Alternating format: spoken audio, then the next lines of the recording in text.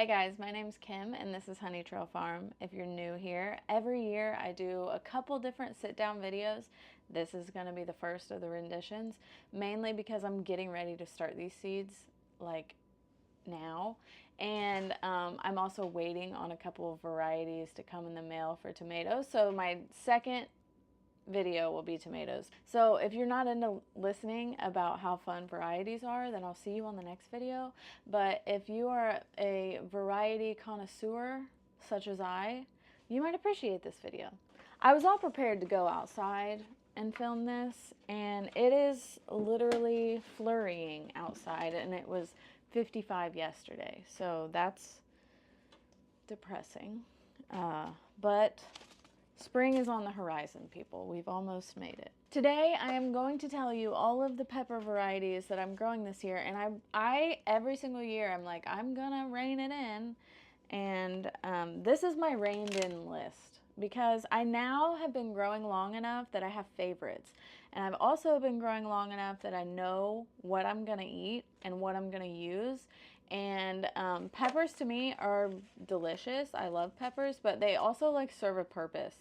I use them a lot in canning, like salsa and hot sauce and pepper rings, like pickled pepper rings, all of those things. So these are kind of what serve the purpose for those for me. So without further ado, here are the peppers that I'm growing for the 2025 season, which sounds weird to say. I'm going to start with the bell peppers. I personally love bell peppers. I use them almost the most out of everything, so that's why this is probably the biggest section of peppers that I'm going to grow. And now that I've been growing for about 6 years, I have favorites. So let me tell you my favorites. The first one is lilac bell pepper because beautiful, duh. Next up is the Yolo Wonder Pepper. It's just a red bell pepper, but it's pretty productive. It always grows well. It's fine. Corona bell pepper, which I got this before the coronavirus, and and I really like it. It's a really bright orange bell pepper, super productive. This yellow, basically bell peppers are boring. You just have to find the ones that are productive in your area, and these are the ones that I've grown. Sunbright, because yellow. King of the North, this is good if you have a short growing season because it doesn't take as long to ripen, and they're pretty productive on smaller plants, in my experience. Ozark Giant, which is a big red bell pepper. Etuda, this one was new to me last year or the year before? Last year or the year before, I can't remember, but I really like it. It's an orange bell pepper, which they mostly all taste the same, but my favorite color and flavor is an orange bell pepper. Even though they're all pretty similar, I like that one the best. Also, this one was surprising. I grew it originally because I have to have every color, and so white, clearly, fits in the every color range, but it actually ripens to red if you let it ripen all the way on the plant, but it's really, really sweet and really thick-walled. It's a smaller bell pepper. It's like this big. So I find that those are like ones that I can snack on. Yellow Monster, this one is ginormous. I mean, some of the fruits can be like 8 or 9 inches long. It's not super productive, obviously, because it makes gigantic fruit. But what it lacks in productivity, it makes up in fun, because this is fun. So I still grow it. And of course, to complete the color rainbow, Zulu, which is a black bell pepper that also, if you let it ripen all the way, it just turns red. So if you want it to stay black, you got to pick it like a green bell pepper. And a fun fact, for those of you who don't know, every pepper is green and then turns a color. Even if you bought a green bell pepper, leave it on there long enough and I promise you it will ripen to a color. That concludes my bell pepper. Next up are like your big peppers. Like not like a big, like a bell pepper, like the big long ones. This is probably my favorite category of pepper. I snack on these. Many of them are super sweet when they're ripe. What I like to do with peppers, because there's only so many recipes and things that you can do. I also dice these up before the end of the season. I'll dice them up and freeze them, and then I'll throw them in recipes all winter long. Just had to put that out there.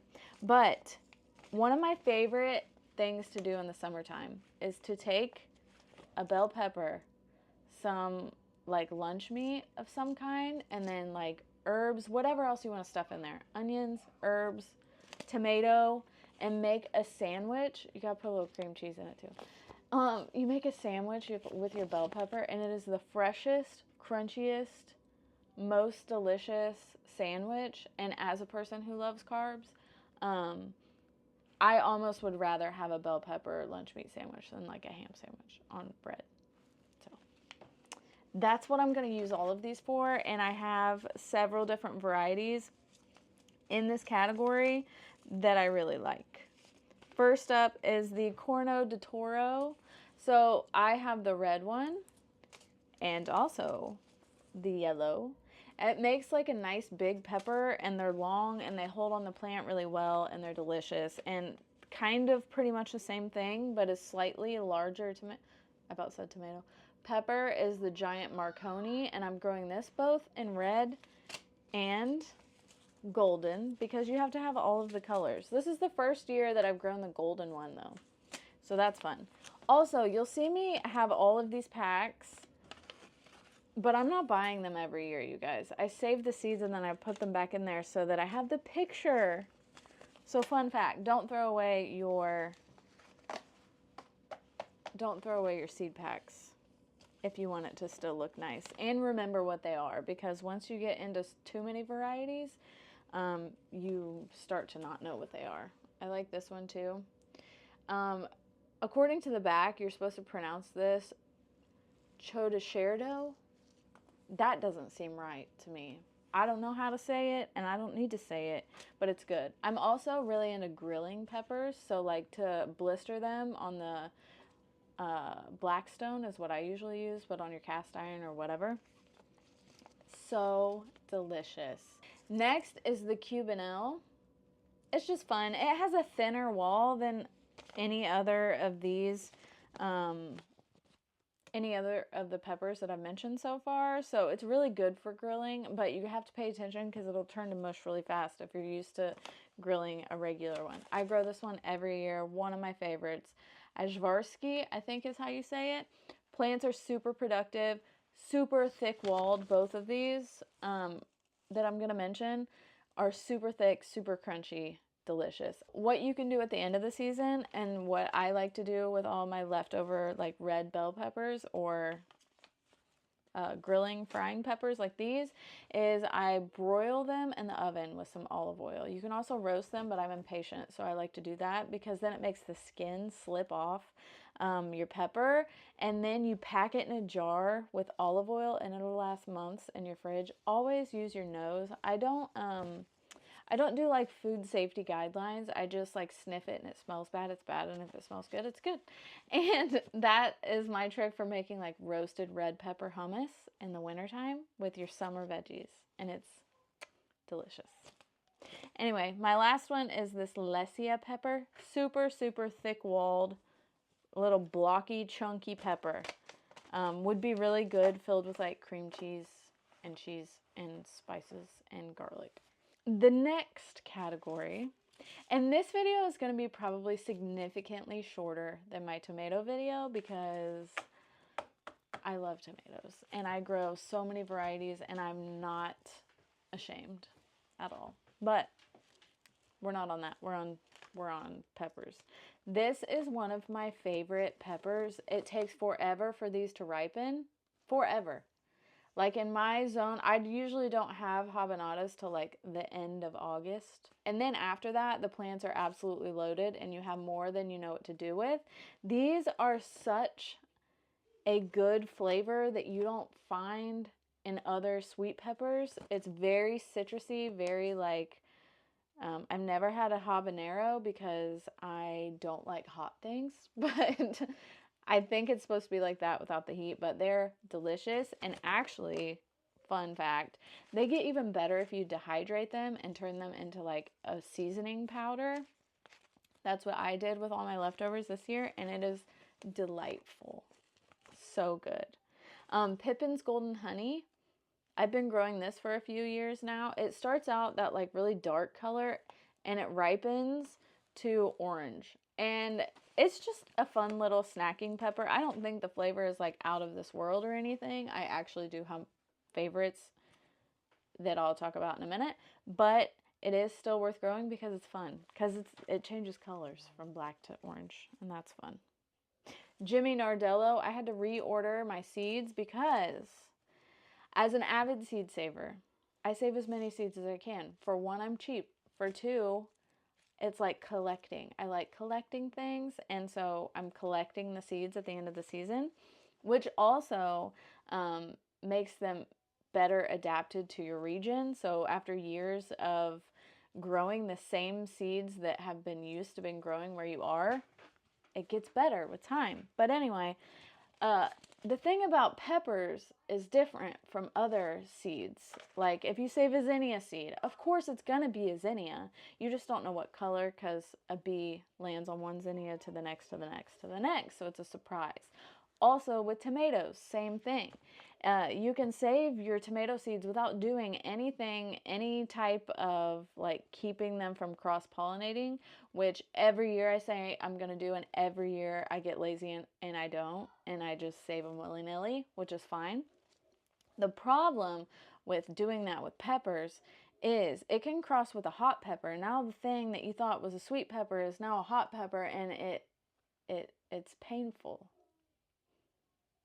to some people. So I figured out last year that my saved Jimmy Nardello seeds crossed with something spicy, and it's not a fun surprise when you bite into that thinking that it's a delicious pepper, and it's actually setting your mouth on fire. So Manganji sweet. This one's actually not all the way sweet. It's got a complex flavor. It says complex sweet flavor, often with a bit of heat. So this one is like a surprise. Kind of like a shishito. And I treat them the same. They're like a grilling pepper. Some are delightfully sweet and some are a little bit spicy. And so you just take your chances. This one I grow, and I've grown for years, and honestly, I'm going to be super honest with you. I only bought it because it was called Sweet Pickle Christmas Tree Pepper. And with a name like that, I had to know. And the reason why it's named that, now that I have grown it, I know. The fruit forms upside down, so it points up, and they're colored like little Christmas tree lights. The flavor really isn't anything to write home about. It's super plain, but it's so cute. I grew it anyway. Not a Pinot, once again, had to rebuy the seeds because this little fella bit me so hard last year. I was in the garden weeding and read the tag, as one does when you grow both hot and sweet and they look the same. The hottest pepper I have ever willingly bitten into. And I am a baby about spicy things, but I threw out all my saved seed of the Not a Pinot because that one hurt my feelings. I ran back to the house, was eating yogurt like a gremlin. Absolutely scarred me for life, to be honest with you. And then, of course, we have to have a banana pepper. I make tons of pickled peppers, and I don't discriminate. Like in the store, they're always going to be banana peppers. I just throw them all together, and honestly, the more the merrier, because then it's fun colors, which is a theme in my life. I like variety is the spice of life, truly. And so that's pretty much the only reason I grow banana peppers, because in a world of flavors, they're mediocre at best, but they do pickle well. Same reason why I grow peppercini Also, one of the peppers that it could be sweet, it could be hot. You don't know. And by hot, I mean barely. Ají dulce. I think I'm saying that right. I grow this just to dry. So I will grow them because they don't really taste like much when you eat them fresh, but when you dry them, it really concentrates the flavors, and then I grind it into a powder, and then you sprinkle that on everything. And then the last one in this category is Violet Sparkle, and can you guess why I grow it? It's because it's purple. It ripens red if you want to know. Okay, that concludes section number 3. Section number 4 is going to be much shorter because, as a common theme in this video, I don't like spicy things. I only grow these because I have FOMO of, if I don't grow anything with a little heat, am I going to regret it? I do put like maybe a handful in a 5-gallon stock pot of salsa that I'll make, so I do use them once in a while, but it's not very often. I also like to make hot sauce that I like to make and I never use, so there's that. The first one on the list is in this little packet, and I don't have a picture for it because I got the seeds in a seed swap a handful of years ago. And the first time I grew it, I was very surprised when these things are really close to the devil. They're these tiny little purple fruits. They're actually super cute, and they ripen to orange and red and yellow, like all the stages. It's a super cute plant. That is the only reason why I grow it. And the foliage is kind of purple. It's a just super cute ornamental pepper, but it's so hot. So hot. I don't use it for anything. I give it to people who like hot peppers because I like to see their face because it's really hot. Number 2 in the bag is cayenne because I only grow that because Barbara O'Neill tells me to. And I have jars of it dried. Do I use it? No. But if I ever had a heart problem or needed to warm up my system, I know what to do. This is another one that I grew last year, but I got the seeds in a seed swap. Black Cobra. Super hot, but the plants are so cute. First of all, the peppers grow upside down again. They start out black, and the foliage is fuzzy. The foliage is fuzzy. I'm only growing it because of that reason. Super hot pepper, though. I think everything's super hot, so don't ask me. Okay, one of the peppers that I grow every year, and I don't like spicy things, but this is my favorite hot pepper so far, is Sugar Rush Peach. Once again, giant bag of seeds because hot peppers tend to make a million seeds. But I love this as in a hot sauce. And I love it in salsa because it's a fruity hot pepper and it's delightful. I only grow this because the foliage is variegated. I'm gonna be honest with you. These are tiny little devil hot peppers that I don't eat, but I do give them to people who like hot peppers. And Anaheim. This one, I think that I could dry and powder for like a chili powder. That's what I'm going to use this for. And then I have to grow jalapenos because every garden has a jalapeno, but I don't just grow regular jalapenos. I grow giant jalapenos, Craig's Grande, because why would you grow a regular jalapeno when you can grow a fun one? Everybody knows the regular ones. Brown jalapeno, which actually also is a large jalapeno. It's like this big, and sometimes it's not the right shape, but it is a fun color. And I like to collect them. And then the last but not least are these vibrant orange. Beautiful. Makes a million seeds. Pumpkin spice jalapeno. And it wasn't really hard to cut out the hot peppers. Like I had to narrow it down in places. And that was the first to go. Oh, I almost forgot. It goes in this category, the snacking pepper category. There's two that I forgot because they don't have a picture. One, I got the seeds in a seed swap. I have no idea what they are. I call them heirloom lunchbox peppers because they make the fun little, like you would buy in the store, the orange and the red and the yellow little mini peppers. My favorite to snack on in the garden.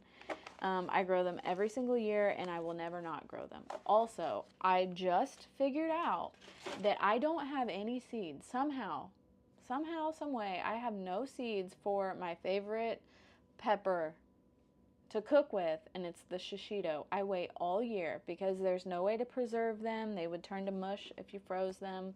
So we really just eat them until we're sick of them in season, because you only get it in that little short window of like 2 months that you have them in my area, because I live in a cold place. They are the shishito pepper, one of my faves. You just blister it on the grill, in a pan, wherever you want to. Get it nice and hot and toasty, and then you make an aioli, which is fancy name for mayo, and you dip it in like a garlic. Oh, it's so good.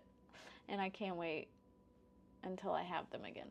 They say that distance makes the heart grow fonder, but it just makes me grumpier as the season goes on. But it's almost spring. We've almost made it. It's almost time. So this is the video that I make every year, to talk to the camera by myself and tell you all the varieties that I grow, because no one in my regular life cares. No one, they're like, a bell pepper is a bell pepper. A snacking pepper is a snacking pepper. Absolutely not. Absolutely not. And I know that you people on the internet are just as crazy as me, and you'll appreciate this. And if not, then I'll be back. Check me my next video where I do random stuff outside. But that concludes today's pepper video. The next rendition you'll see will be my tomatoes 2025, and I am trying some new ones this year, like I do every year. And I'll come back and tell you my absolute favorites that I can't live without, because that list is always there as well. So now I'm gonna get busy and go put these in some dirt so that I can have peppers as soon as possible. As soon as possible. I'm so sick of grocery store food. Gross. Anyway, thank you guys for watching. Until next time.